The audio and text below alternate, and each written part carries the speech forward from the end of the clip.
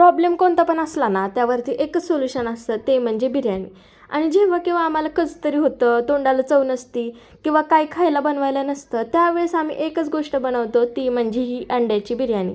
आणि या अंडा बिर्याणीची रेसिपी जर तुम्हाला हवी असेल तर आपल्या पेजवर ऑलरेडी अपलोड केलेली आहे, ती तुम्ही जाऊन बघू शकता. खूप जास्त भारी आणि टेस्टी बिर्याणी बनते ही. ही बिर्याणी खाल्ली ना तुम्ही चिकन बिर्याणी खाणंसुद्धा विसराल.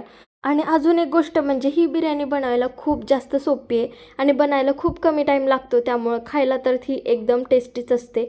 मी छानपैकी बिर्याणी करून घेतलेली आणि ही असली चमचमीत बिर्याणी बघितल्यानंतर कुणाला राहावेल का सांगा मला.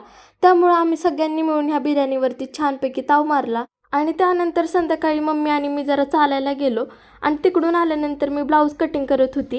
ह्याआधी मी फक्त पेपरवरती कटिंग केले, फॅब्रिकवरती कधीच केली नाही, म्हणून मला भीती वाटत होती माझ्याकडून काय चुकलं बिकलं तर. म्हणून मी ते कट करताना खूप जास्त विचार करत होती, कट करू की नको. पण फायनली मी कट केला आणि तो स्टिचसुद्धा केला. बऱ्यापैकी जमला आहे मला. मी येणाऱ्या व्हिडिओजमध्ये दाखवेल तुम्हाला मला कसं जमतंय ते. आणि येणारे व्लॉग बघण्यासाठी आपल्या आयडीला आत्ताच फॉलो करून घ्या.